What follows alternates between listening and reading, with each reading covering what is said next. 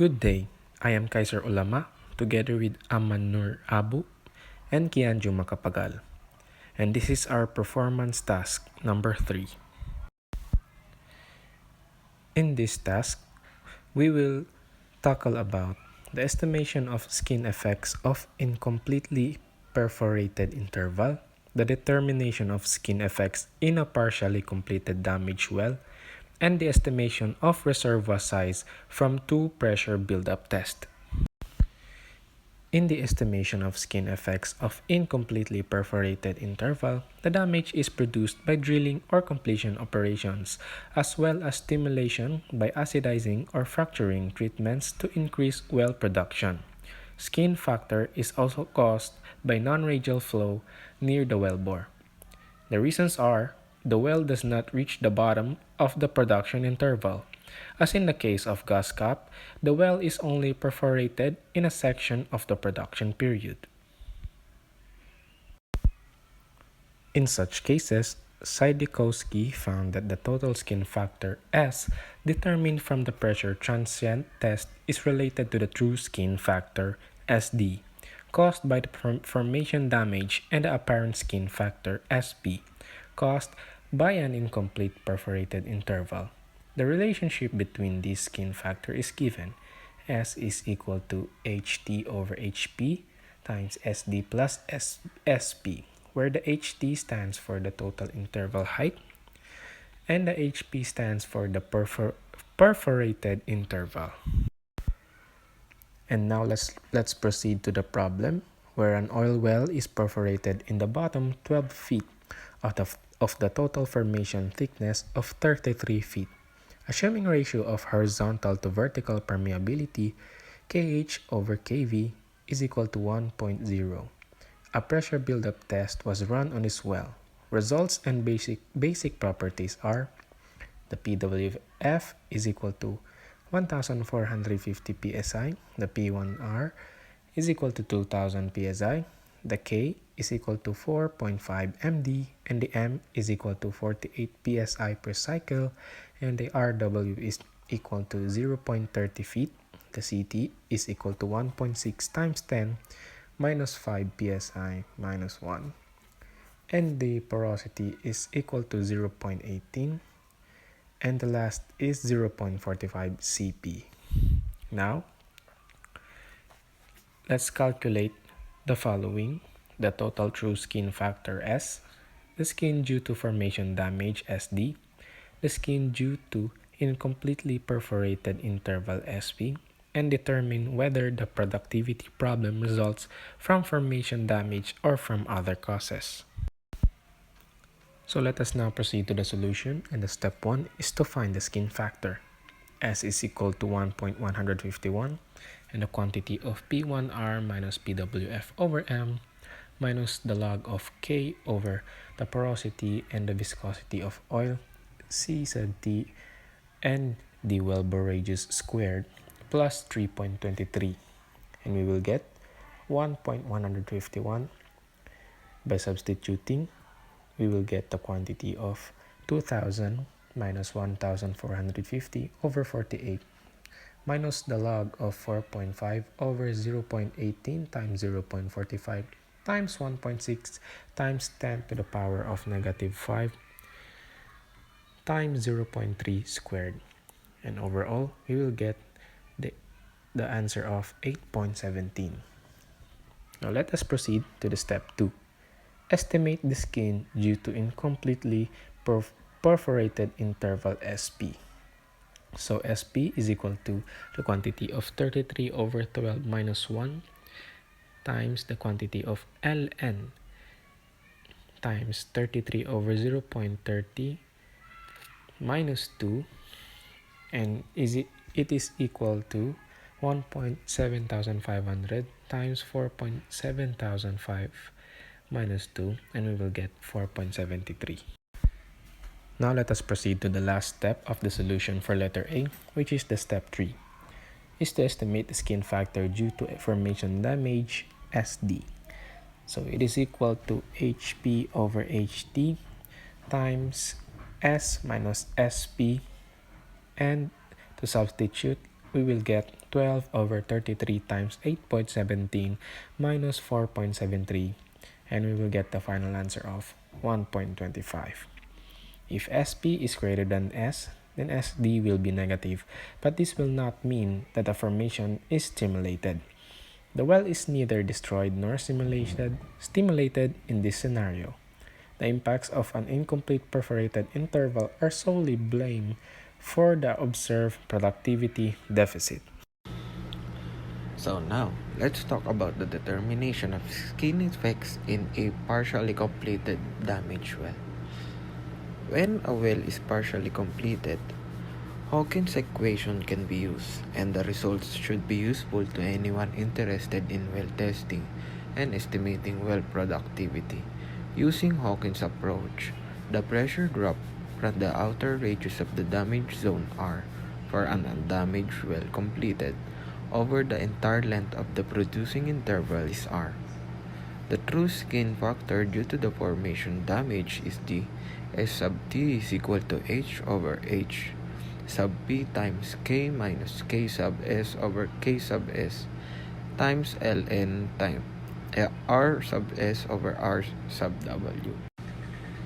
If H sub T is small compared to H, and when partially perforated interval is in the center of the productive zone, then S sub T is equal to H over H sub P times 1 minus 0.2 times R sub E minus R sub W over H sub P times K minus K sub S over K sub S times Ln R sub S over R sub W. The pseudo-steady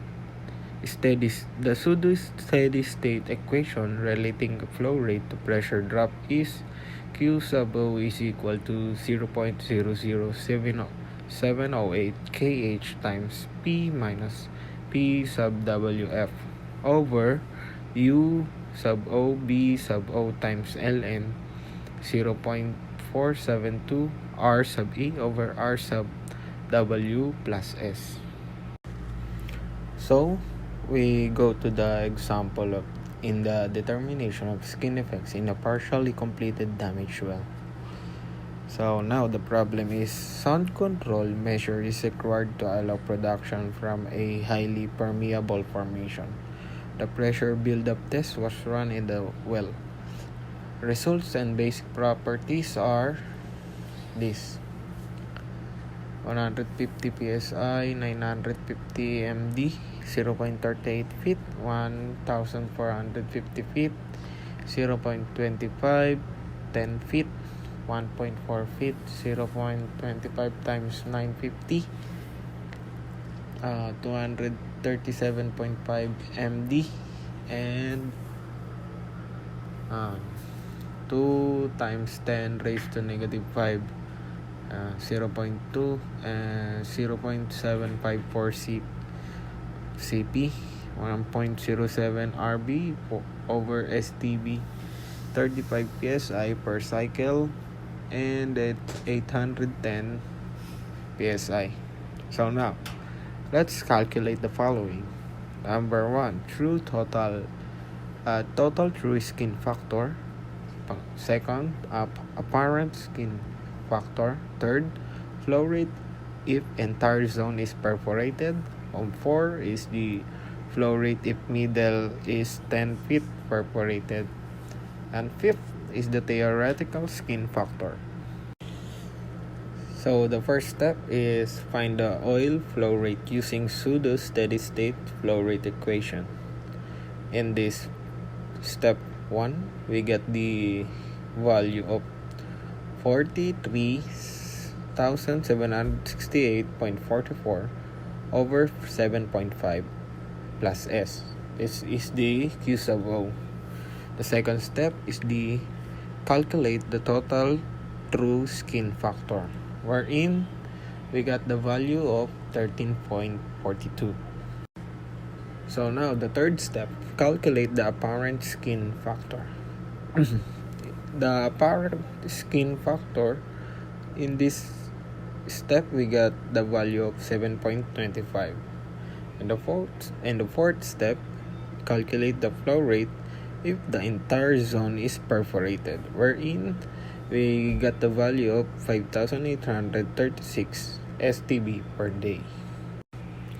When permeability reduction is present to the extent that K sub S over K is equal to 0.2, then Q sub O is equal to 1,554 STB per day. Using the equation 532, S sub T is equal to 3.91. If we use the Hawkins equation without correction, S sub T would be 3.91 and the flow rate would have been estimated as 2,346 STB per day. So now, let's calculate the flow rate if the middle is 10 feet perforated.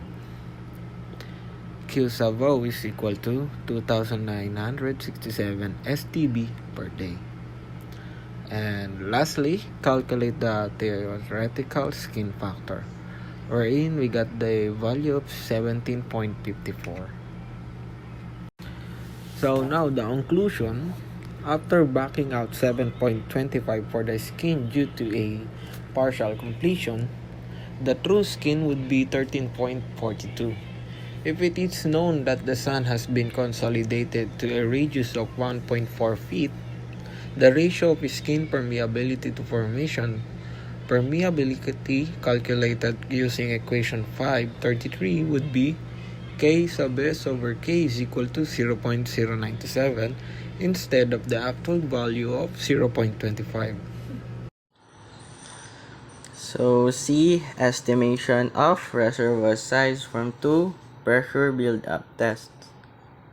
The results of pressure build-up tests can be sometimes be used to estimate the reservoir size. The basic idea is to compare the average static reservoir pressure before and after production of a known quantity of fluid from a closed volumetric reservoir with compressibility CT. If Vres is the reservoir volume in barrels and NP is the stock tank barrels of oil produced between times 1 and 2, and PAV1 and PAV2 are the average reservoir pressures before and after oil production respectively. Then a material balance on the reservoir shows that PAV2 or average pressure 2 is equals to average pressure 1 minus NPBO over Vres CT times porosity, or Vres is equals to that. So 43,560 acres times H all over 5.615. So Vres times 5.615 all over H times 43,560 acres. So example, the following data were recorded from two pressure build-up tests. So average pressure 1 is 3,900 psi, average pressure 2 is 3,000 psi. So the oil produced between two tests in 6 months. So QAV is equals to 200 stock tank barrels per day. So the average formation volume factor BO is 1.292 RV per stock tank barrels. So total compressibility CT is equals to 9.52 times microsip, or 10 raised to negative 6 psi raised to negative 1. So porosity is 21.5%. Average sand thickness H is 12.5 feet. So estimate the reservoir size in acres. So step 3 is to transform the BBL unit into acres. So from equation 539, so we can get Vres is equals to 3,314 times 10 raised to 6 multiplied to 5.615 cubic feet for BBL all over 125 times 43,560 square feet per acre. So we can get 3 142 acres in total. So that's all. Thank you.